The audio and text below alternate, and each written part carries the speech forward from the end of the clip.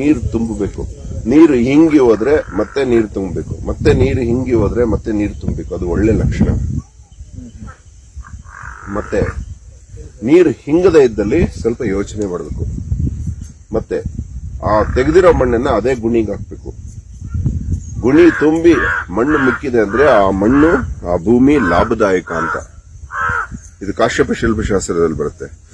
ಗುಣಿ ಒಳಗೆ ಬಿದ್ದು ಇನ್ನು ಮೇಲೆ ಜಾಗ ಉಳಿದ್ರೆ ಆ ಮಣ್ಣಿನಲ್ಲಿ ಎಷ್ಟು ಕೆಲಸ ಮಾಡಿದ್ರು ಅದು ಲಾಭ ಇಲ್ಲ ಅಂತ. ಇದು ಹರಪ್ಪ ಮೊಹಂಜದಾರೋ ಕಾಲದಿಂದನೂ ಈ ಭೂ ಪರೀಕ್ಷಣೆ ನಡೆದು ಬಂದಿದೆ. ಆ ಸಮಸಮ ಆದ್ರೆ ಇಲ್ಲಿ ಎಲ್ಲ ಸಮಸಮಾನೆ, ಎಷ್ಟು ಮಾಡಿದ್ರೆ ಇಲ್ಲಿ ಸಮಸಮಾನೆ ಅನ್ನೋದಾಗುತ್ತೆ. ಇದನ್ನ ತಿಳ್ಕೋಬೇಕು. ಇದನ್ನ ನೀವೇ ಕಲ್ತ್ಕೋಬೇಕು. ನೋಡು, ಬೋರ್ವೆಲ್ ಪಾಯಿಂಟ್ ಹಿಂಗೆಲ್ಲ ತೋರಿಸ್ತಾರೆ. ಬೋರ್ವೆಲ್ ಪಾಯಿಂಟ್ ಅದೇನೋ ಕಟ್ಟಿಗೆ ಇಟ್ಕೊಂಡು ತೋರಿಸ್ತಾರೆ.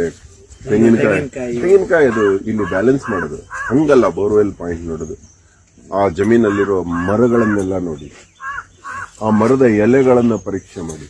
ಎಲೆಯಲ್ಲಿ ನೀರಿನ ಅಂಶ ಜಾಸ್ತಿ ಇದೆ ಅಂದ್ರೆ ಅದರ ಬುಡದಲ್ಲಿ ನೀರಿದೆ ಅಂತ ಅರ್ಥ.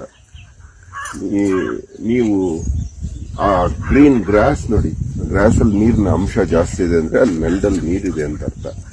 ಸುಮ್ನೆ ಇದು ಮಾಡಬಾರ್ದು. ಆದಷ್ಟು ಪೂರ್ವದ ಕಡೆಗೆ, ಉತ್ತರದ ಕಡೆಗೆ ನೀರಿರೋ ತರ ಪಾಯಿಂಟ್ಗಳನ್ನ ನಾವೇ ನೋಡ್ಕೋಬೇಕು. ಪ್ರತಿಯೊಂದಕ್ಕೂ ಮೌಢ್ಯ, ಮೂಢನಂಬಿಕೆ ಈಗ ಹೋಗ್ಬಾರ್ದು. ತುಂಬಾ ಸೈಂಟಿಫಿಕ್ ಆಗಿದೆ ಭೂಲಕ್ಷಣ ಶಾಸ್ತ್ರ ನಮ್ಮ ಭಾರತ ದೇಶದಲ್ಲಿ, ನಮ್ಮ ಸಂಸ್ಕೃತಿಯಲ್ಲಿ. ಬರೀ ಈಗ ಬಂದದ್ದಲ್ಲ ವಿಜ್ಞಾನ, ಆಗಿನಿಂದನೇ ಬಂದದ್ದು ವಿಜ್ಞಾನ. ಈ ಹುತ್ತ ಬೆಳೆದಿದೆ ಅಂದ್ರೆ ಇದು ಒಳ್ಳೆ ಲಕ್ಷಣ ಭೂಮಿದು. ಭೂಮಿಯ ಗುಣ ಚೆನ್ನಾಗಿದೆ ಅಂತ ಅರ್ಥ. ಭೂಮಿಯನ್ನ ಭೂಲಕ್ಷಣ ಶಾಸ್ತ್ರಜ್ಞರು ಅಂತಾರೆ ಗೆದ್ದಲನ್ನ.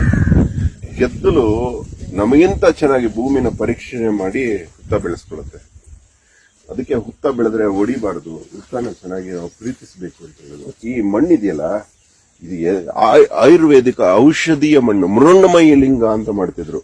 ಇದರಲ್ಲಿ ಲಿಂಗ ಮಾಡ್ತಿದ್ರು ಈ ಮಣ್ಣಲ್ಲಿ, ಮೃಣ್ಮಯಿ ಲಿಂಗ ಅಂತ. ಇದು ಸರ್ವಶ್ರೇಷ್ಠ ಔಷಧಿ. ಇದಕ್ಕೆ ಅಭಿಷೇಕ ಮಾಡಿರೋ ನೀರನ್ನ ಸ್ವೀಕರಿಸಿದ್ರೆ ಎಲ್ಲ ದೋಷಗಳು ನಿವಾರಣೆ ಆಗುತ್ತೆ. ರಕ್ತದಿಂದ ಶುಕ್ರವರೆಗೂ ನಮ್ಮ ದೇಹ 7 ಧಾತುಗಳು ಸೆಟ್ರೇಟ್ ಆಗೋಗುತ್ತೆ. ಧನ್ಯವಾದ. ಅಹೋರಾತ್ರ.